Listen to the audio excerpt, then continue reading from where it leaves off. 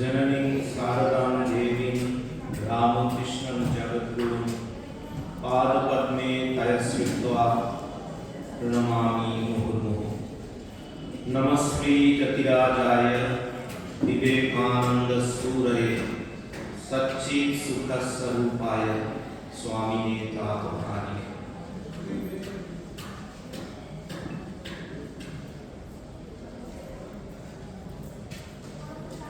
এখানে মঞ্চে উপস্থিত শ্রী কালীপ্রসন্ন ধারা মহাশয়কে আমার শ্রদ্ধা ও নমস্কার জানাই।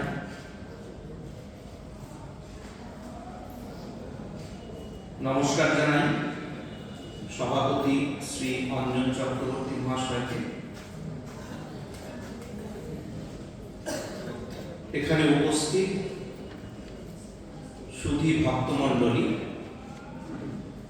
তাদেরকেও আন্তরিক শ্রদ্ধা এবং নমস্কার জানাই।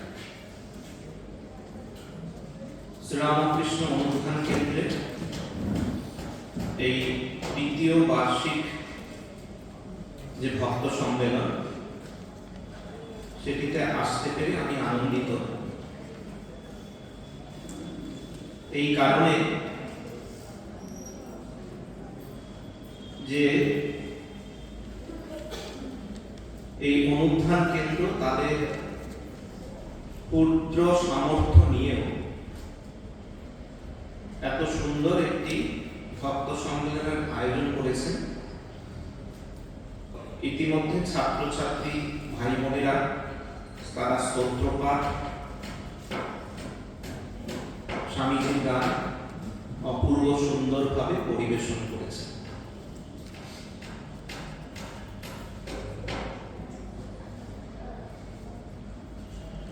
আমরা যারা আজকে এখানে উপস্থিত হতে পেরেছি, বক্তা হিসেবে, অনুষ্ঠানের আয়োজক কিংবা শ্রোতার আসনে আপনারা যারা আছেন, একটি কথা আমরা যেন মনের প্রাণে অনুভব করার চেষ্টা করি। সেটি হচ্ছে এই যে একত্রে সমবেত হয়ে যারা ঠাকুরমা স্বামীজির কথা বলছেন এবং যারা শুনছেন, তাদের সকলের উপরে জানবেন তাদের বিশেষ কৃপা রয়েছে।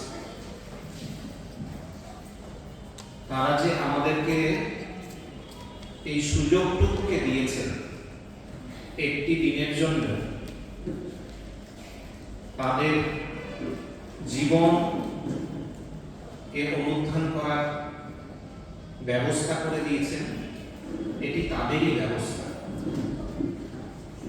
তাই এই সময়ে সদ্ব্যবহারটুকু, যে সময়টা কিনা আমরা পেয়েছি তাদের অনুধান করার জন্য, সেটি যেন আমরা আন্তরিকভাবে করি। যে বিষয়ে বলবো সেটি হচ্ছে সুখস্বরূপ স্বামী বিবেকানন্দ। স্বামীজি খুব বেশি কাল এই ভারতনে থাকেননি, 39 বছর কিছু মাস। কিন্তু এই অল্প সময়ের মধ্যে তিনি আলোড়ন তুলে দিয়ে গেছে এবং ওই যে আলোড়ন তুলেছে সেইটি কিন্তু আর চলে যাওয়ার এতগুলি বছর পরেও রয়েছে।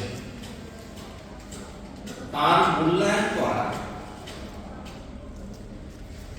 সামর্থ্য আমাদের নেই। যতদিন যাবে তার গুরুত্ব বাড়বে, বই কমবে না। ঠাকুর বলতেন, নরম হচ্ছে ধ্যান সিদ্ধ এক পুরুষ। এরকম নরেনের সম্পর্কে রামকৃষ্ণদেব অনেক উপমা দিয়েছে। গিরিশবাবু বলতেন যে নরেন কিরকম, যে মহামায়া যখন নরেন্দ্রনাথকে বাঁধতে যান, নরেন্দ্রকে বাঁধতে যান, তিনি বিপদে পড়ে যান। যত তাকে বাঁধতে যান সে তত বড় হয়ে যায়। কেউ বলতেন তিনি শিবস্বর ইত্যাদি। এবং স্বামীজি একটা কথা আছে, একটা চিঠিতে লিখেছিলেন যে আমি অশরীরী বাণী,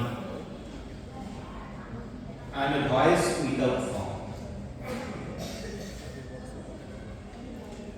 তিনি শরীরে নেই, কিন্তু আজও তিনি কাজ করে চলেছেন। অশরীরী কেন? তার শরীর বোধ থাকতো না, খুব কষ্ট করে এই জগতে তাকে মন রাখতে হতো। এই যে আমির বোধ, যা কিনা সবসময় আমাদের মধ্যে থাকে, সেই আমির বোধটি তাকে থাকতো না। অনেক কষ্টে এই জগতে আমাদের জন্য তাকে মনকে নামিয়ে রাখতে হয়েছে। শাস্ত্রে বলে ব্রহ্মবিদ ব্রহ্মৈব ভবতি, যার ব্রহ্মানুভূতি হয়েছে তিনি নিজেই ব্রহ্ম হয়ে যান। কাশীপুরে একটি ঘটনা আছে, স্বামীজির এই যে শরীর বোধ দেহবোধ থাকতো না, সেটি কিরকম? কাশীপুরে হয়েছে একবার, ধ্যানে বসেছেন, একেবারে নির্বিকল্প সমাধিতে চলে গেছে, এবং সেখান থেকে যখন ফিরে এসছেন বলছেন গোপালদা মানে স্বামী অদ্বৈতানন্দজি, বলছেন যে আমার শরীর কোথায় গেল, আমার হাত কোথায় গেল, আমার পা কোথায় গেল? তার মন এমন একটা উচ্চ ভূমিতে উঠে গেছে। আমেরিকা থেকে ফিরে স্বামীজি পূর্ববঙ্গে গেছে, শরীর খুব ভেঙে গেছে। ঢাকাতে গেছেন, একজন জিজ্ঞেস করছে স্বামীজি আপনার শরীর ভেঙে গেছে কেন? বলছেন যে দেখো, আমেরিকাতে আমার শরীর বোধই ছিল না, এমন একটা উচ্চ ভূমিতে তিনি বিরাজ করছেন। এবং বলতেন দেখো, ভয় পেও না, আমার পেছনে কে আছেন? আমার পেছনে যে শক্তি কাজ করছে তিনি হচ্ছেন শ্রীরামকৃষ্ণ স্বয়ং। তিনি এটি অনুভব করতেন। শ্রীরামকৃষ্ণের যন্ত্র হচ্ছেন বিবেকানন্দ। শ্রীরামকৃষ্ণ তার মধ্য দিয়ে শক্তি হয়ে কাজ করেছেন। বলছেন যে আমার পশ্চাতে যে শক্তি রয়েছে সেটা হচ্ছে প্রভু স্বয়ং। স্বামীজি কি কাজ করবেন ভবিষ্যতে, তার অবর্তমানে কি ভূমিকা নেবেন, এই জগতের জন্য বিবেকানন্দের বার্তা কি, সেটি শ্রীরামকৃষ্ণদেব স্বয়ং তার জন্য নির্ধারিত করে বলে দিয়ে গেছে, তাকে বুঝিয়ে দিয়ে গেছে, তাকে তৈরি করে দিয়ে গেছে। শ্রীরামকৃষ্ণদেবের সাথে যুবক নরেন্দ্রনাথের যে সাক্ষাৎ, সেটি হয়েছিল দক্ষিণেশ্বর। যাতায়াত চলছে, তারপর আপনারা জানেন যে ঠাকুরের গলরোগ হয়, সেই গলরোগ বৃদ্ধি পায়। চিকিৎসার সুবিধের জন্য ঠাকুর দক্ষিণেশ্বর থেকে শ্যামপুকুর বাটি হয়ে কাশীপুরে আসে। এই কাশীপুরে থাকার সময়তে শ্রীরামকৃষ্ণদেব স্বামীজির ভবিষ্যতের কর্মপন্থা নির্ধারিত করে দেন। 4টি বিচ্ছিন্ন, আপাত বিচ্ছিন্ন, কিন্তু আবার যুক্ত উল্লেখ করি বিভিন্ন সময়তে ঘটা, সেখান থেকে বোঝা যাবে যে কিভাবে শ্রীরামকৃষ্ণদের ভবিষ্যতের জন্য স্বামীজিকে তৈরি করে তুলেছে। 1886 সালে 4 জানুয়ারি স্বামীজির বাবা, আপনারা জানেন, আইনের ব্যবসা করতে ছিলেন। স্বামীজি তখন আইন পরীক্ষার জন্য প্রস্তুতি নিচ্ছিলেন, কিন্তু হঠাৎ করে তার মধ্যে কি একটা ভাবের তোর আসে, সমস্ত ফেলে বই পত্র ছুড়ে দিয়ে রাস্তা দিয়ে ছুটতে ছুটতে ঠাকুরের কাছে উপস্থিত হন। কিসের জন্য? একটা অদ্ভুত প্রশ্ন। কি সেইটা? ঈশ্বর লাভের জন্য যে ব্যাকুলতা, সেইটা তাকে একেবারে তাড়িয়ে নিয়ে বেড়াচ্ছে, মুহূর্ত স্থির থাকতে পারছে না। ঠাকুরের কাছে বলেছিলেন যে আমার ইচ্ছে যে ওই 3-4 দিন টানা সমাধিতে ডুবে থাকে, আর মাঝে মাঝে একটু নিচে নেমে আসবো, খেতে খাবো। ঠাকুর বলেছিলেন, দেখ, এর থেকেও উঁচু অবস্থা আছে। তিনি নির্বিকল্প সমাধি সুখ লাভের জন্য একেবারে উদ্গ্রীব হয়েছেন, ব্যাকুল। ঠাকুর বলেছেন যে আপনারা জানেন, তাকে তিরস্কার করেছিলেন এবং বলেছিলেন যে তুই এত বড় আঘাত তোর কাছে আমি এটি আশা করিনি, তুই বট গাছের মতো হবি ইত্যাদি। এটি হচ্ছে প্রথম, অর্থাৎ স্বামী বিবেকানন্দ ভবিষ্যতের মানুষজনের আশ্রয়স্থল হতে হবে, এবং ঠাকুরের এই কথা তার চিন্তার জগতে একটা নতুন দিগন্ত খুলে দেয়, নতুন ভাবে ভাবতে শুরু করে। এবং যে কারণে তিনি বলেছেন পরবর্তীকালে যে যতদিন দেশের একটা মাত্র কুকুর অভুক্ত থাকবে ততদিন তিনি মুক্তি চান। এটি হচ্ছে প্রথম। দ্বিতীয় হচ্ছে 1886 11 ফেব্রুয়ারি ঠাকুর ইতিমধ্যে নরেন্দ্রনাথকে বুঝিয়ে দিয়েছেন তাকে কি করতে হবে, তার ভবিষ্যতের ভূমিকা কি। এটা বলে দিয়ে ক্ষান্ত হননি, নরেনকে চাপরাস দিচ্ছেন তো, দায়িত্ব দিচ্ছেন তো, একটু লেখাপড়া করে দিতে হবে। একদিন সন্ধ্যেবেলা ওই গলরোগ এত কষ্ট, রোগ চরমে উঠেছে, ভালো করে কথা বলতে পারছেন না, একটা কাগজ চেয়ে এলেন, ছোট কাগজ, সেটাতে লিখলেন জয় রাধে প্রেমময়ী, নরেন শিক্ষে দেবে, যখন ঘরে বাইরে হাত দেবে জয় রাধে। ঠাকুর একটু অন্যভাবে লিখেছিলেন, লিখে দিচ্ছেন এটা যে নরেন ভবিষ্যতে কি করবে। স্বামীজি তো এইসব শুনছেন যে ঠাকুর তার উপর সমস্ত দায়িত্ব চাপাচ্ছেন, তার মন যেটা সমাধি সুখের জন্য উদ্গ্রীব, ঈশ্বর লাভ তার জন্য ব্যগ্র, তিনি মানতে পারছেন না, ভেতরে একটা বিদ্রোহ হচ্ছে। সেটি কথা ঠাকুরের কাছে পৌঁছল। বলেছিলেন স্বামীজি আমি ওসব পারবো না। ঠাকুর বলছেন পারবি না মানে তোর হার করবে, মা তোকে তার কাজ করবার জন্য এই সংসারে টেনে এনেছে, আমার পশ্চাতে তোকে ফিরতে হবে, যাবি কোথায়? এই এবং নরেন্দ্রনাথ এখানে দেখছে ঠাকুর ওই অসুস্থ অবস্থার মধ্যেও কি করে লোকের কল্যাণ হবে তার জন্য নিরন্তর চেষ্টা করে চলেছেন, যতটুকু পারছেন বলছেন তার ভক্তদেরকে। বলছেন দেখো আমার দেহের কষ্ট, সবাইকে বারণ করছে, বলছেন আমার দেহ কষ্ট কি, যদি একজন লোকেরও ঠিক ঠিক উপকার হয় তাহলে আমি 1000 দেহ দিতে প্রস্তুত আছি। ঠাকুর বলছেন, আবার বলছেন যে আমি বারবার জন্মাতে রাজি আছি যদি তাতে একজন ঠাকুরের কথা। তারই প্রতিধ্বনি কিন্তু পরবর্তীকালে স্বামীজির কথায় পাচ্ছে যে আমি হাজারবার জন্ম নিতে তৈরি, তাতে যদি লোকের উদ্বোধন হয়। এটি হচ্ছে দ্বিতীয়। জাস্ট ঘটনা পরম্পরাগুলো বলে যাচ্ছে কি করে শ্রীরামকৃষ্ণদেব যাওয়ার আগে স্বামীজিকে রেখে যাচ্ছে, তৈরি করে দিয়ে যাচ্ছে। এই কাজটি কি বোঝালেন? আর এই কাজটি করার জন্য হৃদয়ে যেটি দরকার সেটি হচ্ছে প্রেম। স্বামীজি যত ঠাকুরের কাছে আসছেন একটা জিনিস বুঝতে পারছেন, তার তো বিচারশীল বুঝতে পারছেন যে এই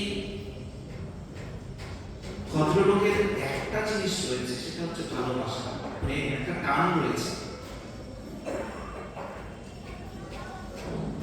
শরৎ মহারাজ এবং শশী মহারাজ ওরাও যুবক, তাদেরকে নিয়ে একদিন ওই হেতুয়ার ধারে বেড়াতে গেছে, গিয়ে ওখানে গান ধরেছে, প্রেম ধর বিলায় গোড়ায় চাঁদ নিতাই ডাকে আয়। তারপর বলছেন যে দেখো এই যে দক্ষিণেশ্বরের গোড়ায় সে সব করতে পারে, জ্ঞান বলো, ভক্তি বলো, মুক্তি বলো, সব বিলাচ্ছেন এবং তিনি সব করতে পারেন, যাকে যা ইচ্ছা দিচ্ছেন, তার অদ্ভুত শক্তি। তারপরে অভিজ্ঞতার কথা বলছেন যে দেখো একদিন রাতে ঘরের দরজা দিয়ে শুয়ে আছে, খিল দিয়ে শুয়ে আছে, তার এমন আকর্ষণ, মানে ঠাকুর তাকে বলছেন তাকে এই শরীরটার ভিতর যেটা রয়েছে সেটাকে নিয়ে দক্ষিণেশ্বরে হাজির করলেন এবং যা সমস্ত উপদেশ দিচ্ছেন দিয়ে আবার ফিরতে দিলেন তাকে, বলছেন তিনি সব করতে পারেন। এই প্রেমটুকু শ্রীরামকৃষ্ণকে ঠাকুরের মধ্যে সঞ্চারিত করে দিয়েছে। এটি হচ্ছে তৃতীয়। আরেকটি রয়েছে, এই যে প্রেম সঞ্চার করছেন, এই বৈকুণ্ঠনাথ সান্যাল তিনি লিখেছেন লীলামৃতে একটি ঘটনার কথা। বলছেন যে ঠাকুর একদিন বলছেন দেখ ওই নরেন রাধে রাধে বলে কীর্তন করো, তাদের সব মানত না, এবং নরেন্দ্রকে প্রেম ধনে ধনী করবার ইচ্ছেতে ঠাকুর একদিন কি করলেন, বিছানার উপর লিখে দিলেন যে শ্রীমতী রাধে নরেন্দ্রকে দয়া করো। এটি লেখার পরেই অদ্ভুত যেটা, নরেন্দ্রনাথ রাধা ভাবে বিভোর হলেন এবং বলতে শুরু করলেন কোথায় তোমার প্রেমময়ী রাধে। 3 দিন তিনি প্রার্থনা করলেন, ভজন করলেন, তারপর বললেন যে আজকে একটা নতুন আলোক পেলাম, জীবন সহজ হল। এটি হচ্ছে তৃতীয়, ঠাকুর নরেন্দ্রনাথকে প্রেম ধনে ধনী করছে। আর চতুর্থ সেটি হচ্ছে, এটা আপনারা সকলেই জানেন যে শরীর যাবার কয়েকদিন আগে ঠাকুর নরেন্দ্রনাথকে সামনে বসিয়ে তার দিকে দৃষ্টি স্থির নিবদ্ধ করে সমাধিস্থ হয়ে পড়ে এবং নরেন্দ্রনাথ অনুভব করেন কি একটা শক্তি যেন তার ভেতরে প্রবেশ করছে। তারপর ঠাকুরের সে বিখ্যাত উক্তি বলছেন, আজ তোকে যথা সর্বস্ব দিয়ে ফকির হল, তুই এই শক্তিতে কাজ করবি, কাজ শেষ হলে ফিরে যাবে। এই 4টি যে বিচ্ছিন্ন ঘটনা বললাম তা যদি বিশ্লেষণ করি 3টে বিষয় উঠে আসবে। একটি হচ্ছে শ্রীরামকৃষ্ণদেব স্বামীজিকে বুঝিয়ে দিচ্ছেন যে জগতের কল্যাণের জন্য তোকে কাজ করতে হবে, তো বাকি না। 2, জগতের কল্যাণ করতে গেলে প্রেম, হৃদয়ে প্রেম দরকার, সেই প্রেমটাকে সঞ্চার করে দিলেন। আর 3, শক্তি দরকার, সেই শক্তিটুকু দিলেন। এই যে প্রেম ধন এবং শক্তি, এইটি যুগপৎ আমরা দেখতে পারি স্বামীজি যখন কাজে নেমেছেন এই দুটি তার মধ্যে কাজ করেছে। তিনি ব্রহ্মবিদ ছিলেন, সমাধিমান পুরুষ, অসাধারণ শক্তির অধিকার। একটি ঘটনা আছে কিরকম, আপনারা বেলুড় মঠে গেছেন, স্বামীজির ঘরে গেছেন, দেখবেন বাইরে একটা আম গাছ রয়েছে। এই ঘটনাটি স্বামীজির শিষ্য শরৎচন্দ্র চক্রবর্তী স্মৃতিচারণ করছেন। বলছেন একদিন স্বামীজি ওখানে রয়েছেন আম গাছের তলাতে, কিছু সাধু ব্রহ্মচারী রয়েছে, শিষ্য রয়েছে। স্বামীজি হঠাৎ করে তাদের দেখিয়ে বলছেন, এই যে প্রত্যক্ষ ব্রহ্ম, এই প্রত্যক্ষ ব্রহ্ম, একে উপেক্ষা করে যারা অন্য বিষয়ে মন দেয়, ঠিক তার কথার মধ্যে এত ফোর্স, সেই মুহূর্তে ওখানে যারা ছিল, শরৎ চক্রবর্তী লিখছেন, একেবারে ছবির মতো ঠায় দাঁড়িয়ে গেল। স্বামীজি তাদেরকে সেই অবস্থাতে নিয়ে গেলেন। ওইখানে তখন পুরনো মন্দির যেটি ঠাকুরের পুজো হয়, কিছুক্ষণ পর প্রেমানন্দজি হাতে কমণ্ডলু নিয়ে তিনি ঠাকুর করে যাবেন। স্বামীজি তাকে বলছেন, এই প্রত্যক্ষ ব্রহ্ম, প্রত্যক্ষ ব্রহ্ম। সঙ্গে সঙ্গে প্রেমানন্দজি বাবুরাম মহারাজ ওখানে স্থির হয়ে দাঁড়িয়ে পড়লেন। 15-20 মিনিট এইভাবে কাটল। এবং স্বামীজি বলছেন, যাও এখন যাও। তারা আগের অবস্থায় ফিরে এলেন। কিরকম শক্তিমান ছিলেন! যখন যেখানে যাদের সঙ্গে উপস্থিত হয়েছেন, যখন বক্তৃতা দিতেন, ধ্যানে নিমগ্ন থাকতেন, সবার মন কিন্তু সেই অবস্থায় তৈরি। তো এই যে শ্রীরামকৃষ্ণের কাজ সাধন করার জন্য যে যন্ত্রের প্রয়োজন ছিল, সেটি হচ্ছে বিবেকানন্দ যন্ত্র। শ্রীরামকৃষ্ণের প্রেম এবং শক্তি, এই যুগপৎ এই যন্ত্রের মধ্যে কাজ করেছে। শ্রীরামকৃষ্ণ হচ্ছে গোমুখ, আর বিবেকানন্দ হচ্ছে গঙ্গাসাগর। শ্রীরামকৃষ্ণ ভাব, বিবেকানন্দ হচ্ছে তার উপায়। স্বামীজির জীবনে এরপরে আমরা দেখতে পাই, এই দুটিকে অবলম্বন করে স্বামীজি কাজ করেছেন। মাদার সেভিয়ারের কথা জানেন আপনারা সবাই। তিনি বলতেন, মায়াবতীতে থাকতেন। মায়াবতীতে যখন থাকতেন, তিনি জপমালা নিয়ে জপ করতেন। বলতেন যে, আমি বিবেকানন্দ নাম জপ করি, আমি বিবেকানন্দ বিবেকানন্দ নাম জপ করি, তার কারণ তিনি স্বয়ং ক্রাইস্ট। নাম নামই অভেদ, আমরা জানি। বিবেকানন্দ নামের মধ্যে বিবেকানন্দের স্বরূপ লুকিয়ে আছে। রামকৃষ্ণজির একটা স্বামীজির উপর স্তোত্র আছে, বিবেকানন্দ পঞ্চতম। সেখানে মূলত দুটি শব্দ নিয়ে এই স্তোত্রটি রচনা করেছেন রামকৃষ্ণজি। দুটি শব্দ, বিবেক আর আনন্দ। স্বামীজির যে প্রণাম মন্ত্র আছে, নমস্তে জ্যোতিরাজায় বিবেকানন্দ সুরয়ে সচ্চিৎ সুখ স্বরূপায় স্বামিনে তাপহারি। সেই জ্যোতিরাজ মানে সন্ন্যাসীরাজ বিবেকানন্দকে নমস্কার করি। তিনি কে? তার স্বরূপ কি? সচ্চিৎ সুখ স্বরূপ, সৎ চিৎ সুখ স্বরূপ। আমার বক্তব্যের বিষয় সুখ স্বরূপ, সৎ চিৎ আনন্দ স্বরূপ। আরেকটা কি বলছেন? বলছেন বিবেকানন্দ সুরয় সর্বপ্রতি।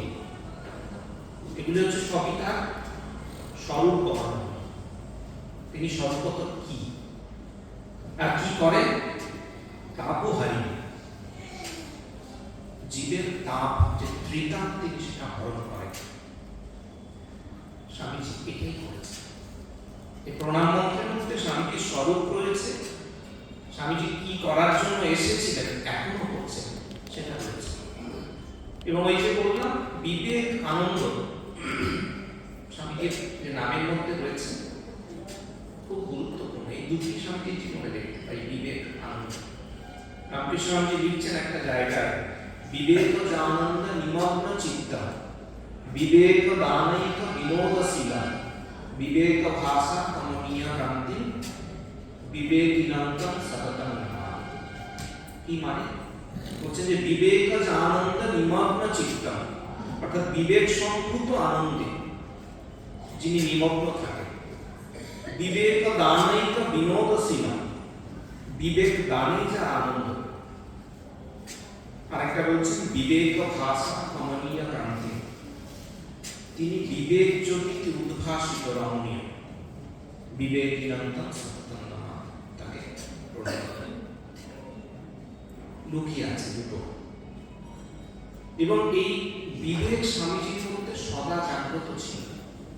বিচার, বিবেক, এবং তার যে শিষ্যদের তিনি এত স্নেহ করতেন, তাদের বারবার শিখিয়েছেন, বিবেকের কথা বলেছেন। তিনি বিবেকে প্রতিষ্ঠিত একেবারে। কিরকম সুন্দর বলতেন যে পাপ পুণ্যের সংজ্ঞা দিচ্ছেন, সংজ্ঞা দিতে গিয়ে বলছেন দেখো এই পাপ আর পুণ্য এটা বিভিন্ন পরিস্থিতিতে বিভিন্ন রকম। একটি পরিস্থিতিতে যেটাকে পাপ মনে হচ্ছে অন্য পরিস্থিতিতে হয়তো তা নয়, যেটাকে পুণ্য মনে হচ্ছে সেটা হয়তো অন্য পরিস্থিতিতে নয়। তাহলে পাপ পুণ্য, কোনটাকে পাপ করবো কোনটাকে পুণ্য বলবো, একটা ভারী সুন্দর সংজ্ঞা দিচ্ছে। বলছেন যে যাতে অন্য কারোর কষ্ট উপস্থিত না হয়, শারীরিক, মানসিক, আধ্যাত্মিক কোন রকম দুর্বলতা না আসে, সেরকম কোনো কাজ করবে না, সেটা হচ্ছে পুণ্য। সেটা হচ্ছে পাপ, মানে যদি আসে কারো সেটা হচ্ছে পাপ। আর যাতে দুর্বলতা আসে না, মনের কষ্ট হয় না, সেটা হচ্ছে পুণ্য। এটি তার নিজস্ব। এই যে বিবেকের ব্যবহার, পাপ পুণ্যের ক্ষেত্রে বিবেকের ব্যবহার কিভাবে করবো তার একটা মাপকাঠি তিনি বলে দিলেন। সুতরাং বিবেকানন্দের যে প্রতিষ্ঠিত বিবেক, সেটি কিন্তু আমাদের ধ্যানের বিষয়। এবং যিনি বিবেকে স্থিত, প্রতিষ্ঠিত, তিনি কিন্তু ব্রহ্ম, সেটি বলেছেন। তিনি সমাধিবান পুরুষ, ঠাকুর বলছেন যে ধ্যান সিদ্ধ পুরুষ। আর আনন্দের কথা যদি বলি, খুব সুন্দর কথা আছে উপনিষদে, বলছে আনন্দ ব্রহ্মেতি ব্যাজানাথ, আনন্দই ব্রহ্ম, আনন্দই ব্রহ্ম। আর যিনি ব্রহ্মে প্রতিষ্ঠিত, তিনি কিন্তু আনন্দে নিত্যস্থিত। স্বামীজি সমাধিবান পুরুষ, ব্রহ্মে প্রতিষ্ঠিত, তিনি আনন্দে প্রতিষ্ঠিত। এই যে তার স্বরূপ যেটি, সেটি আনন্দময়, বিবেকময়, আনন্দময় পুরুষ। আনন্দ তার মধ্যে দিয়ে একেবারে ফুটে বেরোল। কথামৃতে 3 ধরনের আনন্দের কথা রয়েছে। কি বলছে, কি রয়েছে? বলছে বিষয় আনন্দ, ভজনানন্দ এবং ব্রহ্মানন্দ। বিষয়ানন্দ, ভজনানন্দ এবং ব্রহ্মানন্দ। ভজনানন্দ এবং ব্রহ্মানন্দ দুটো তো তার প্রকাশ স্বামীজির জীবনে রয়ে উঠছে। বিষয়ানন্দ অবশ্যই স্থূল বিষয়, কথামৃতে যেটি আছে সেটি নেতিবাচক দিক দিয়ে বলেছে, কিন্তু স্বামীজি ওই রকম উচ্চ স্তরের তার মন থাকলেও যখন জাগতিক এই জগতে স্থিত থেকেছেন, তার গুরু ভাইদের সঙ্গে, তার শিষ্যদের সঙ্গে থেকেছেন, তখন এই জগতে ছোটখাটো বিষয় নিয়ে আমরা যে বিভিন্ন সময় মজা, আনন্দ ইত্যাদি করি, যাকে বলে নিজেদের মধ্যে নানা রকম আনন্দ, মজা একে অপরের সঙ্গে, স্বামীজি জীবনে তা দেখা যেত গুরু ভাইদের সাথে। একবার হয়েছে অদ্বৈতানন্দজি, অনেক বয়স্ক বলে তাকে বুড়ো গোপাল দা বলা হতো। তাকে একদিন বলছেন স্বামীজি যে দেখো তুমি দিন দিন বুড়ো হয়ে যাচ্ছ, তুমি খুব সাবধান, তুমি কি করো, তুমি ফল দুধ খেয়ে থাকো, ফল দুধ খেয়ে যদি থাকো তাহলে জীবনটা তোমার ভালো থাকবে, তোমার এই হাড়ে জং ধরবে না। এবং বলেন দেখো তুমি সবার মধ্যে আমাদের বয়োজ্যেষ্ঠ শ্রেষ্ঠ, তোমাকে আমরা দুধে স্নান করাবো। ব্যাস, স্বামীজির কথা ঠিক হলো, দিন ঠিক হলো, প্রায় শের দুধ জোগাড় করা হলো, এই বুড়ো গোপালদাকে বসানো হলো, তাকে দুধের অভিষেক করা হলো, বালতি বালতি দুধ ঢালা হলো তার উপরে, সবার খুব আনন্দ। তাকে দুধ ঢালা হলো, স্বামীজি নতুন কাপড় ইত্যাদি আনলেন, এনে সেই সমস্ত তাকে কাপড় টাপড় আবার পরানো, ফল টল ইত্যাদি দিলেন, এইসব এই যে আনন্দ দৈনন্দিন জীবনে। তিনি শুষ্ক মানুষ ছিলেন না, রসময় ছিলেন। এবং অনেক সময় স্বামীজির জীবনে দেখা যেত যে কথাবার্তা বলছেন, যেখানে যাচ্ছেন মজা করছেন, কাউকে কাউকে উত্তর দিতে হবে সেটা খুব কৌতুক করে দিয়েছেন। স্বামীজির কাছে একজন রাজপুতানাতে খুব বেদান্তি একজন, সে পণ্ডিত এসছে স্বামীজির সঙ্গে তর্ক করতে, কথাবার্তা হচ্ছে, পণ্ডিত খুব একেবারে ধারালো, তার কথাবার্তা খুব কাটা কাটা। তাকে বলছেন, স্বামীজি আমি বেদান্ত মানি, আমি এসব অবতার টবতার মানি না, আমরা সকলেই ব্রহ্ম, সুতরাং অবতার যা আমিও তাই। স্বামীজি বললেন, আচ্ছা তাই নাকি? তো হিন্দু ধর্মে 10 অবতারের কথা আছে, হিন্দু ধর্মে 10 অবতারের কথা আছে, মৎস্য, কূর্ম, বরাহ এদেরকে অবতার বলে, আপনি বলুন আপনি এর মধ্যে কোনটি? এইটি শুনে তিনি আর বললেন না, আস্তে আস্তে মানে একেবারে কেটে পড়ছে। বালক সুলভ স্বামীজি ছিলেন, স্বামীজি আইসক্রিম খেতে খুব ভালোবাসতেন, আপনারা জানেন মনে হয়। তো বিদেশে ওই স্বামীজির সঙ্গে যারা ছিলেন তার শিষ্য শিষ্যা জানতেন যে স্বামীজি আইসক্রিম কিরকম পছন্দ করতেন। তো স্বামীজি একদিন ওই বেটি লেগেটদের বাড়িতে তিনি হয়তো খেতে বসেছেন, খেয়ে তাড়াতাড়ি উঠে যাবেন বলছেন। তো লেগেট তিনি ছিলেন, তিনি বললেন, আজকে মানে আইসক্রিম আছে। তো এটা শোনা মাত্র স্বামীজি আবার কিন্তু সেই বাচ্চা ছেলের মতো এসে আবার বসে যাবে টেবিলে, আজকে আইসক্রিম আছে। আইসক্রিম খুব ভালোবাসে, মানে আইসক্রিম পেলে একেবারে শিশু সুলভ তার আনন্দ। আবার ভালোবাসতেন লঙ্কা খেতে শুধু না, লঙ্কা খাওয়াতে পছন্দ করতেন। এবং তাতে বুঝতেই পারছেন পাশ্চাত্যে তার সঙ্গে যারা থাকতেন, হ্যাঁ, তিনি নিজে রান্না করতেন, সেই রান্নায় যে লঙ্কা গুঁড়ো দেওয়া হবে সেটা নিজে তৈরি করতেন। কখনো কখনো কাউকে আবার বেশি করে একটু লঙ্কা দিয়ে দিতেন, বসে নিজে ছোট ছোট অনেকগুলো লঙ্কা খেতেন। তো একবার হয়েছিল ইডা আনসেল বলে স্বামীজি সঙ্গ করেছেন স্বামীজির সঙ্গে, তো তিনি নিজে লঙ্কা খাচ্ছেন, খুব মানে আগুনের মতো ঝাল। তাকে দিয়ে বলছেন, দেখো এটা তুমি খেয়ে ফেলো, এটা তোমার উপকার হবে। সেটা তো খেয়ে নিয়েছে, তো খেয়ে নিয়ে যাদের লঙ্কা খাওয়ার অভ্যেস নেই, পেট তো জ্বালা করছে, খুব জ্বালা করছে। স্বামীজি ওটাকে খুব মজা পেয়েছেন, মাঝে মাঝেই বলছেন, একেবারে সাত সকালে বিকেল থেকে মজা করে বলছেন, দেখো আচ্ছা তোমার উনুনটা কেমন জ্বলছে। তো এই সবগুলোই হচ্ছে ওই যে বললাম, এগুলো কোনোটা বিষয়াখণ্ড নয়, কিন্তু এই যে জাগতিক ছোট ছোট বিষয় যাদের সঙ্গে থাকছেন তাদেরকে নিয়ে মজা করা ইত্যাদি, আনন্দে রাখা, নিজে আনন্দে থাকা, এটি স্বামীজির মধ্যে ছিল। আরেকটি হচ্ছে ভজনানন্দ। আনন্দ কতভাবে তার জীবনে প্রকাশিত হচ্ছে, ভজনানন্দ তখন বরান করে রয়েছে স্বামীজি। তো যোগানন্দজি মহারাজ তিনি বৃন্দাবন থেকে ফিরেছেন। তো বৃন্দাবন থেকে ফিরে এসেছেন, ওখান থেকে কিছু তুলসীর মালা নিয়ে এসেছেন আর ওই তিলক মাটি নিয়ে এসেছেন। ওরা সবাই স্বামীজিকে তুলসীর মালা পরিয়ে দিয়েছেন এবং ওই তিলকের মাটি ইত্যাদি করে স্বামীজিকে একেবারে বৈরাগী সাজিয়ে দিয়েছেন। স্বামীজি প্রথম খুব কৌতুক ব্যঙ্গ ইত্যাদি করছিলেন। কিছুক্ষণ যাওয়ার পর স্বামীজি কীর্তন শুরু করলেন, হরিবোল হরিবোল করে কীর্তন শুরু করছেন। সে এমন কীর্তন এবং সেই সাথে সাথে ভাবে নৃত্য যে স্বামীজির উচ্চতে অশ্রু বইছে। স্বামীজির সঙ্গে যারা ছিলেন তাদের ভাবান্তর। শশী মহারাজ ছিলেন এত একটা উদ্দাম নৃত্য, উদ্দাম ভাবে নৃত্য, ভজন, তিনি কোনোভাবে দরজা আটকে একটু চেষ্টা করছেন কিন্তু কিছু করতে পারছেন। এবং পরবর্তীকালে আশেপাশে যারা ছিলেন তারা বলছেন যে অনেক কীর্তন শুনেছি, অনেক ভজন শুনেছি, কিন্তু আজকে যা শুনলাম এরকমটি আগে কখনো শুনি। মানে তাদের মন প্রাণ বিমোহর হয়ে গেছে। এটি হচ্ছে ভজনানন্দ। আমি যদি গান গাইতেন ভালো, আপনারা জানেন বিভোর হয়ে যেতেন। আরেকটি হচ্ছে ব্রহ্মানন্দ। এটি স্বামীজি তো ব্রহ্মানন্দে নিমগ্ন থাকতেন স্বরূপ।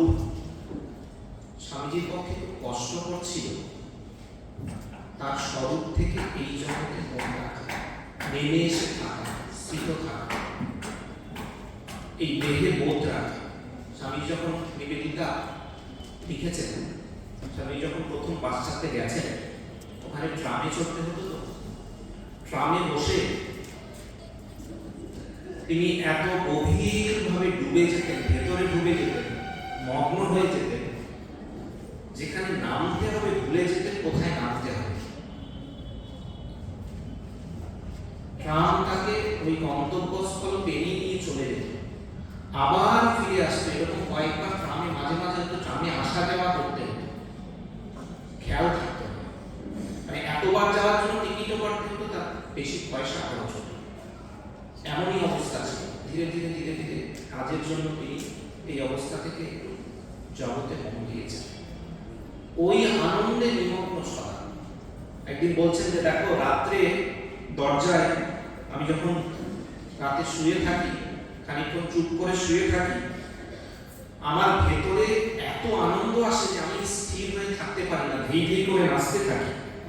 একেবারে এই পৃথিবীর চারপাশটা আনন্দে পরিপূর্ণ মনে হয় একেবারে। তাই বলছেন, নাচতে নাচতে বলছেন যে দেখো, আনন্দ করো, আনন্দ করো, তোমরা সব আনন্দের সন্তান, বিষণ্ণ থাকতে নেই, আনন্দ করে পরিপূর্ণ হয়ে যাবে। মা আনন্দময়ী সর্বত্র আছে। এই আনন্দই তার মূল ভাব। সদানন্দময় বিবেকানন্দ। বিবেকানন্দের আনন্দ কিসে সবচেয়ে? বিবেকানন্দের আনন্দ হচ্ছে প্রেমে, প্রেম বিতরণে। কোনো কিছুকে অবলম্বন করে তো থাকতে হবে, প্রকাশিত হতে হবে। স্বামীজি এই আনন্দ প্রকাশিত হয়েছে প্রেমের মধ্য দিয়ে। প্রেম কাদের প্রতি? এই প্রেম হয়েছে এই জগতের প্রতি, এই জগতের মানুষজনের প্রতি, জগতের জীব জগতের প্রতি, জীবেদের প্রতি। যখনই বিবেকানন্দের মন ব্রহ্মাবগামী হয়ে থাকতে চেয়েছে, অনন্তের পথে ধরে গেছে, এই প্রেমই কিন্তু ওখান থেকে তাকে টেনে এনেছে। এই প্রেম প্রকাশের মধ্য দিয়ে স্বামীজি সবচেয়ে বেশি আনন্দ পেতেন। ঠাকুরের শরীর যাওয়ার পরে প্রবল বৈরাগ্যের তাড়নায় স্বামীজি বেরিয়ে পড়েছেন পরিব্রাজক হিসেবে। প্রমোদাস মিত্রের সঙ্গে অনেক চিঠিপত্র লেখা হতো। তো সেখানে একটা জায়গায় লিখছেন, দেখুন, আমি কঠোর বৈতান্তিক, কিন্তু তবুও নরম প্রকৃতির লোক। মানে গুরু ভাইদের প্রতি যে তার ভালোবাসা, সেটি কোনো কমতি হয়নি। এবং পরিব্রাজক অবস্থায় বিভিন্ন জায়গায় গেছেন, সেখানে থাকতে থাকতেই যখনই শুনেছেন যে কোনো গুরু ভাই অসুস্থ, সেখানে ছুটে গেছেন, অথবা অন্য কোনো গুরু ভাইকে পাঠিয়ে দিচ্ছেন। এটি প্রেম। অনেক সময় প্রমোদাবাবু এই সন্ন্যাসের আদর্শকে, বেদান্তের আদর্শকে তাকে মনে করিয়ে দিচ্ছেন, কিন্তু স্বামীজি বলছেন না। কাশীতে রয়েছেন, গাজীপুর থেকে কাশীতে এসেছেন, সেখান থেকে খবর পেলেন যে বলরাম বাবু তার দেহত্যাগ হয়েছে। ঠাকুরের যে কলকাতার কেল্লা, তার রক্ষক হচ্ছেন বলরাম বাবু, এবং তিনি সঙ্গে সঙ্গে কলকাতায় চলে এলেন। শুধু তাই নয়, স্বামী অবেদানন্দজিকে তিনি কিন্তু ঋষিকেশ থেকে বললেন কাশীতে এসো। তার শরীর ভালো নেই। শারদানন্দজিকে বললেন সেইখানে এসো। সদানন্দজিকে বললেন কাশীতে এসো। নিজে চলে আসছেন কলকাতায় বলরামবাবুর বাড়ি। ওদিকে অবেদানন্দের শরীর খারাপ, শরৎ মহারাজকে পাঠাচ্ছেন, সদানন্দজিকে পাঠাচ্ছেন কাশীতে তাদের সেবায়। একদিকে তার মন তপস্যার জন্য ব্যাকুল, ব্রহ্মানন্দে নিমগ্ন থাকার ইচ্ছায় বেরিয়েছেন, ভারতবর্ষের ঘুরবেন, বিভিন্ন জায়গা থেকে সাধন ভজন করবেন। প্রেম তাকে, গুরু ভাইদের প্রতি প্রেম তাকে কিন্তু টেনে আনছে, সেটিকে অগ্রাহ্য করেননি। আপনারা স্বামী সদানন্দের কথা শুনেছেন, শরৎচন্দ্র গুপ্ত। তিনি হাতারা স্টেশন মাস্টার ছিলেন। স্বামীজি যখন পরিব্রাজক অবস্থায় হাতারা স্টেশনে গেছেন, স্বামীজিকে দেখে মুগ্ধ হয়ে যান। তিনি সব ছাড়লেন, তার স্টেশন মাস্টারের চাকরি ছাড়লেন, বললেন স্বামীজিকে বললেন আমি আপনার পিছু পিছু আপনার সঙ্গে যাব। সন্ন্যাস জীবনকে স্বামীজি নিরস্ত করেছিলেন, কিন্তু ওই যে টান, সেই টানকে তিনি অগ্রাহ্য করতে পারেন।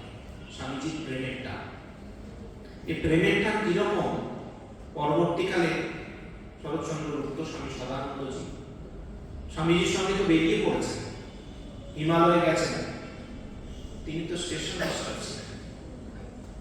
তার ওই জুতো পরার অভ্যাস, অফিস করার অভ্যাস, এরকম পরিব্রাজকের জীবন, হিমালয়ের দুর্গম জায়গায় ঘোরার অভ্যাস তো তার নেই। স্বামীজির সঙ্গে যাচ্ছেন, চলতে পারছেন না। স্বামীজি তার দুটো হাত জোর করে ভালো করে দৃঢ়ভাবে ধরে তাকে নিয়ে যাচ্ছেন। জলের মধ্যে দিয়ে যাচ্ছেন, জুতো ভিজে গেছে, চলতে পারছেন না। তিনি বলছেন যে এমন গুরু, স্বামীজি সদানন্দের জুতোটা মাথায় নিয়ে নিয়েছেন, নিয়ে চলছেন। সদানন্দ পরে বলছেন যে আমি এত অন্যমনস্ক হয়ে গেছি যে গুরু যে নিজে আমার জুতো বইছে আমি খেয়াল করি, কেন তার কথার উপর, তার উপরে আমার সম্পূর্ণ মনটা করেছে। এত ভালোবাসা। খরস্রোতা নদী পার হবেন, কি করে পার হবেন? পারবেন না। স্বামীজি তাকে ঘোড়ার উপর চড়িয়েছে, শিষ্য ঘোড়ার উপরে চড়ে, স্বামীজি ঘোড়াটাকে ধরে আস্তে আস্তে আস্তে আস্তে ধরে পার করছে। তো সদানন্দজি বলতেন যে কি কৃপা তার, কি ভালোবাসা। এই হচ্ছে বিবেকানন্দ। তার টানে শরৎচন্দ্র গুপ্ত পরবর্তীকালের স্বামী সদানন্দ বেরিয়ে পড়লেন, ঘর ছেড়ে বেরিয়ে পড়লেন। একবার স্বামীজিকে জিজ্ঞেস করছেন, স্বামীজি এই সন্ন্যাসের পথ এত কঠিন পথ, আমার যদি পতন হয়? স্বামীজি বলছেন কিসের পতন? হাজার পতন হোক কিচ্ছু আসে যায় না, আমার সেটা দায়িত্ব। আমি তোমাকে বেঁচেছি, তুমি আমাকে বাঁচো। বলছেন তিনি দায়িত্ব নিয়ে নিয়েছেন স্বামীজি, সমস্ত ভরসা, সমস্ত ভরসা দিয়েছেন। এটা খুব মর্মস্পর্শী ঘটনা আছে স্বামী সদানন্দের একেবারে শেষ জীবনে।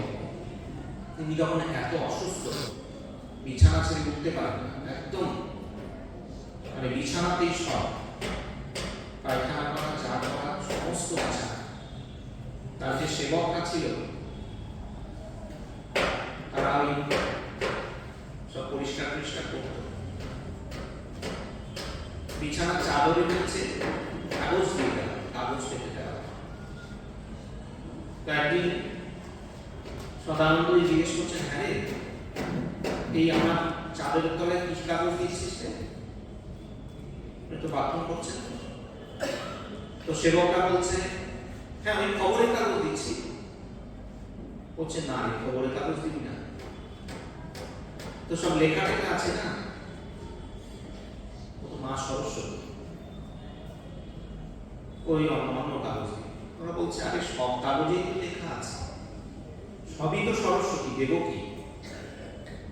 বলছেন দেখ, যেসব কাগজে স্বামীজির কথা লেখা আছে ওই গুরু তিনি আমার গুরু, তিনি আমায় এত ভালোবেসেছেন, আমার অন্য কাগজ দিয়ে আমার অপরাধ হচ্ছে। তিনি আমায় এত ভালোবাসেন, আমি তার সন্তান, তিনি আমার কোনো অপরাধ নেবেন না, তিনি আমায় ক্ষমা করবেন। তুই স্বামীজির কথা লেখা আছে কাগজ দিবি। দেখুন স্বামীজির প্রেম তাকে কোন উচ্চতায় নিয়ে গেছে, তাকে, তার মনকে, তার অনুভূতিকে কোন উচ্চতায় নিয়ে গেছিল। স্বামীজির সাথে প্রেমে তিনি কিরকম আবদ্ধ হয়েছিলেন। স্বামীজিকে এক একজন এক এক ভাবে দেখেছেন, যারা দেখেছেন স্বামীজির কাছে এসেছেন, সবাই একরকম ভাবে স্বামীজিকে নেননি।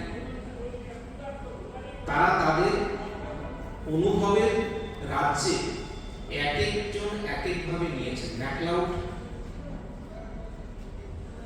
ম্যাকলাউড বলতেন, দেখো ওই তোমরা যা বলো না, স্বামীজিকে তিনি বলতেন বন্ধু, সখা। স্বামীজি হচ্ছেন তার ফ্রেন্ড। নিবেদিতা দেখতেন তাকে গুরুদেব হিসেবে। ম্যাকলাউড বলতেন, দেখো আমি তার চেলা টেলা নই, আমি তাকে গুরু হিসেবেও মানি না, তিনি আমার বন্ধু, এবং তার দয়াতে আমি একজন ভালো খ্রিস্টান হতে পেরেছি। স্বামীজি তাকে জো বলতেন। তিনি বলতেন যে স্বামীজি আমাকে বলতেন, জো বি ইয়োরসেলফ, তুমি যা তাই হও। বলতেন দেখো বিবেকানন্দ যেমন সত্যি, আমরাও সে। বিবেকানন্দ যেমন আমাদের জন্য এসেছে, আমরাও তাই। আমার বিবেকানন্দকে যেমন আমাদের প্রয়োজন, আমাদেরকেও বিবেকানন্দের প্রয়োজন। কাউকে ফেলবার দরকার নেই। আর তোমরা ভাবছো ওই একটা মন্দির টন্দির করবে, তা নয়। মন্দির টন্দির করে একটা পিকনিক তার চারপাশে ঘোরাবে, তা নয়। তিনি কিন্তু আমাদের আপনার জন্য। ম্যাকলাউড কিভাবে লিখছেন তাকে, তিনি খুব আপনার জন্য। ম্যাকলাউড ভাবতেন বিবেকানন্দ তার বন্ধু। এই হচ্ছে প্রেম। বিবেকানন্দের প্রেম প্রত্যেকের মধ্যে রূপান্তর এনে গেছে। প্রেমের প্রকাশ সর্বত্র দেখতে পান। ছোট ছোট ঘটনা। বাংলাদেশে গেছেন, ঢাকাতে যাবে, ওই গোয়ালন্দ থেকে স্টিমারে চলেছে, তো সঙ্গে সব খালাসিরা আছে স্টিমারে, মুসলমান খালাসি। তো স্বামীজি দেখছেন ইলিশ ওই সব জাল দিয়ে মাছ ধরা হচ্ছে। তিনি তার সেবককে বলছেন, কানাই মহারাজ, আরে একটু ইয়ে করতো, বেশ ভাজা ইলিশ মাছ খেতে ইচ্ছে হচ্ছে, তাকে একটু ব্যবস্থা কর। সেবক বুঝলেন স্বামীজি ইলিশ মাছ খাওয়াটা মূল কথা না, ওই যে স্টিমারের মাছি মাছ ইত্যাদি যারা আছে স্বামীজি নিচ্ছে, তাদেরকে ভালো করে খাওয়াবে। তো একটা জায়গায় স্টিমার থামানো হলো, ভালো প্রচুর ইলিশ মাছ কেনা হলো, পুঁই শাক কেনা হলো, একটু চাল কেনা হলো, সেদিন সেটা দিয়ে খুব ভালো করে রান্না বান্না হলো। যারা মাঝি কান্দারা যারা ছিলেন স্টিমারে, যারা খালাসি আর কি, তাদেরকে খুব ভালো করে স্বামীজি সেদিন, স্বামীজির উপস্থিতি তাদেরকে খুব সুন্দর খাওয়ানো হলো। স্বামীজি খুব খুশি।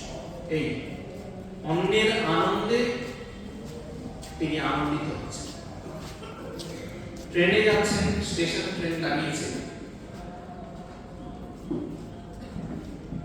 তো দেখছেন একজন ছোলা সিদ্ধ নিয়ে ওই কামরার বাইরে ঘোরাঘুরি করছে। স্বামীজি বলছেন, এই দেখো একটু ছোলা সিদ্ধ কেন, ছোলা খেতে ইচ্ছে করছে।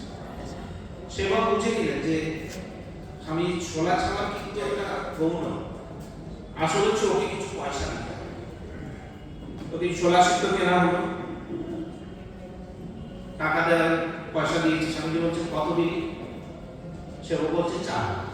বলে সে কি 4 আনা? দেখছিস না আজকে ওর কিছু হয়নি, ফার্স্ট ক্লাস সেকেন্ড ক্লাসে চারপাশে ঘোরাঘুরি করছে, দে 1 টাকা দে, বাড়িতে বউ বাচ্চা আছে, একটু দে, ভালো করে ওকে। এরকম প্রচুর অজস্র ঘটনা আছে। এই হচ্ছে বিবেকানন্দ। তিনি প্রেম বিতরণ করেছেন, শক্তি তার মধ্য দিয়ে কাজ করেছে। ব্রহ্মানন্দজিকে স্বামীজি জীবনের শেষ দিকে এসে লিখেছিলেন যে দেখো, যদি এই সংসার নরকুণ্ডের মধ্যে একজনকে একদিনের জন্য শান্তি ও আনন্দ দেওয়া যায়, সেটুকুই সত্য। আজন্ম ভোগে সেটাই দেখেছি। একদিনের জন্য শান্তি ও আনন্দ দেওয়া যায়, সেটাই সত্য। ওই যে বললাম ত্রিতাপ হারিণিত, এই যে একদিনের জন্য যদি একজনের তাপ হরণ করা যায়, মনে শান্তি এবং আনন্দ দেওয়া যায়, ওটাই তার তৃপ্তি, ওতেই তার আনন্দ। আনন্দময় পুরুষ কিনা। এবং প্রমদাস কৃষ্ণকে স্বামীজি লিখেছিলেন, দেখো একটা চিঠিতে, রামকৃষ্ণ জুড়ি নেই এরকম অপূর্ব সিদ্ধি অদ্ভুত দয়া, ইন্টেন্স সিম্প্যাথি, লোকের জন্য এরকম ভাবনা এই জগতের জন্য না পাওয়া দুঃসাধ্য। স্বামীজি লিখছেন শ্রীরামকৃষ্ণদেব সম্পর্কে। একটু যদি আমরা ভাবি স্বামীজির সম্পর্কে কিন্তু এই কথা সত্য, এই যে জগতের মানুষের জন্য এইরকম সিম্প্যাথি, এরকম ভাবনা, তাদের দুঃখ কষ্টে তাদের পাশে দাঁড়ানো, একটু আনন্দ দেওয়া, এরকম চেষ্টা আমরা দেখতে পাই। অপূর্ব জুড়ি মেলা ভাব, এ হচ্ছে বিবেকানন্দ, সুখস্বরূপ আনন্দ স্বরূপ বিবেকানন্দ, প্রেম বিতরণের মধ্য দিয়ে তার। তো এই যে বিবেকানন্দ স্বরূপ, বিবেকানন্দ স্বরূপের ধ্যান আমাদের জীবনে বিবেকানন্দকে আনতে পারে, আমাদের জীবন বিবেকানন্দের স্পর্শ পেতে পারে। পাতঞ্জল যোগসূত্রে আছে দুটো সূত্র, বলছে বিতরাগ বিষয়ং বা চিত্তম। ধ্যানের বিষয় কি বলছে? বলছে কোন সাধু পুরুষের কথা ধরো, কোন মহাপুরুষের কথা ধরো, যার হৃদয়ে অনাসক্ত, যার হৃদয় সমস্ত বিষয়ে অনাসক্ত হয়েছে, সেরকম একজন ব্যক্তির হৃদয়ের বিষয়ে চিন্তা করো। যদি সেটা চিন্তা করতে পারো, তোমার হৃদয় তৃপ্ত হবে, তোমার হৃদয় শান্ত হবে। বিবেকানন্দ তো এইরকম একজন মহাপুরুষ। আরেকটা বলছে যথাভিমত ধ্যানাত্ম, তুমি যেসব বিষয় ভালোবাসো, যেসব ভাব ভালোবাসো, সেখানে তোমার মনকে একাগ্র করো, সেই সব বিষয় ভাব নিয়ে চিন্তা করো, অর্থাৎ তাতেও কল্যাণ হবে। সুতরাং বিবেকানন্দের এই স্বরূপ আমাদের ধ্যানের বিষয়, বিবেকানন্দের ধ্যান আমাদের ধ্যানের বিষয়। এই তো ধ্যান সিদ্ধ পুরুষ একটি রয়েছে, তার জীবনে এরকম অনেক ঘটনা রয়েছে। একবার তিনি স্বামীজি কৃষ্ণ এবং আরেকজনকে নিয়ে বেড়াতে বেরিয়েছেন, একসাথে দুজনকে নিয়ে বেড়াতে বেড়াতে একটা গাছের কাছে গেছে, গিয়ে বলছেন দেখো আমরা আজকে এই গাছের তলায় বসি, আমরা এখন ধ্যান করি। এই যে বোধিবৃক্ষের তলায় যেমনি বুদ্ধদেব ধ্যান করছে, স্বামীজি ধ্যান করতে বসে কিছুক্ষণের মধ্যে এমন নিমগ্ন হয়ে গেলেন যে বাকিরা বুঝতে পারছে না যে তার কিরকম অবস্থা। এর মধ্যে বৃষ্টি নেমে গেল, ঝরঝর বৃষ্টি। তারা তো সেরকম ছাতাপত্র নিয়ে আসেনি। স্বামীজির এই বৃষ্টি পড়ছে, বাইরের জগৎ সম্পর্কে কোনো অনুভূতি নেই। তো স্বামীজিকে খুঁজতে খুঁজতে বাকি যারা ছিল তারা ছুটতে ছুটতে এলো, ছাতা ধরলো, আস্তে আস্তে স্বামীজি এই জগতে ফিরে এলেন। এই হচ্ছে বিবেকানন্দ। একটা দিকে বিবেক এবং আনন্দ স্বরূপ যেমনি তার মধ্যে, আরেকটা দিকে হচ্ছে তার ধ্যান। তিনি যখন ধ্যানে নিমগ্ন থাকতেন সেটা একেবারে দেখার মতো। একবার বাবুরাম মহারাজ পুজো করছেন, পুজোর ঘরে স্বামীজি গিয়ে বসলেন, পুজো করবেন বলে পুজোর আসনে বসেছেন, বসে ধ্যান নিমগ্ন, মাথায় নিজের মাথাতেই অর্ঘ্য দিচ্ছে, একদম ডুবে গেলেন। মহাপুরুষ মহারাজ বলতেন স্বামীজির পুজো হচ্ছে ধ্যান। একবার স্বামীজি, ঘটনা রয়েছে, বোধানন্দজি বলছেন এই স্বামীজি একবার ঠাকুরের পুজো করবেন, সবাই যারা ছিলেন তারা ভাবলেন স্বামীজি পুজো করবেন, আচ্ছা গিয়ে দেখি। স্বামীজি পুজোর আসনে বসেছেন, ওখানে যারা ছিলেন তারাও বসেছেন, স্বামীজি ধ্যানে মগ্ন হয়ে গেলেন এবং যারা বসেছিলেন তারাও ধ্যান করছেন। হঠাৎ করে তারা বুঝতে পারলেন কেউ একজন তাদের চারপাশে ঘুরছে। তারা দেখছেন যে স্বামীজি পুষ্পপাত্র নিয়ে এসেছেন, নিয়ে এসছে পুষ্পপাত্র থেকে ফুল নিয়ে তিনি সবার মাথায় দিচ্ছেন। সবার মাথায় দিচ্ছেন মানে তাদেরকে দিচ্ছেন তা না, তাদের মধ্যে যে শ্রীরামকৃষ্ণদেব রয়েছেন তাদেরকে তাকে ফুল দিচ্ছেন। তাদের মধ্যে যে শ্রীরামকৃষ্ণদেব রয়েছে, তাদের মধ্যে যে চেতনা রয়েছে তার জাগরণ হচ্ছে। এরপরে সব দেওয়া হয়ে গেল, পুষ্পপাত্রে যে কটা ফুল ছিল সেটা নিয়ে ঠাকুরের মাথায় দিচ্ছেন। তো প্রধানজি দিচ্ছেন, এতে ফুলগুলো হয়নি, এই যে আমাদের মাথায় দিল মানে আমাদের মাথায় দেয়নি, আমাদের মধ্যে ঠাকুরকে দিয়েছে, তাই সেগুলো নিয়ে ঠাকুরকে দেওয়া প্রশ্ন। এসব ধ্যান উচিত, আমাদের ধ্যানের জন্য উচিত কি হবে সেইটি দিয়ে শেষ করব। যদি আমরা এই ধ্যান করি, তার স্বরূপের চিন্তা করি, তার জীবনের এরকম অসাধারণ ঘটনার চিন্তা করি, কি হবে। আমি যে হাদিস হ্যান্সবার্গকে একটা খুব সুন্দর গল্প বলেছেন, বলছেন যে দেখো একটা পুকুর রয়েছে, সেই পুকুরের জলে একটা বৃদ্ধা জলদৈত্য থাকত। তো যে পুকুরের জলে স্নান করতে আসতো, তার যদি খিদে পেত তাকে খেয়ে নিত, আর যদি না খায়, যে স্নান করতে আসতো মাথার চুলটা তার পায়ে বেঁধে দিত, সে তো বাড়ি চলে যেত। পায়ে কিন্তু খুব সূক্ষ্ম একটা রশ্মি বাঁধা আছে। এর যখন ইচ্ছে হতো যে খিদে পেয়েছে, ওই বৃদ্ধা দৈত্য সেটাকে ধরে টেনে আনতো আর তাকে খেয়ে ফেলত। এটা বলে স্বামীজি আলেকজান্ডারকে বলছেন যে দেখো, আপনি সেই পুকুরে স্নান করেছেন যেখানে আমার জগন্মাতা বাস করে, সুতরাং আপনি বাড়ি যেতে পারেন ইচ্ছে করলে, কিন্তু মায়ের চুল কিন্তু আপনার আঙুলে বাঁধা আছে, আপনাকে এই পুকুরে আবার আসতেই হবে। তাই তো আমরা যদি বিবেকানন্দ ধ্যান করি, বিবেকানন্দ স্বরূপের চিন্তা করি, আমাদের যা হবে, আমরা তার প্রেম রজ্জুতে বাধা, তিনি বেঁধে নেবেন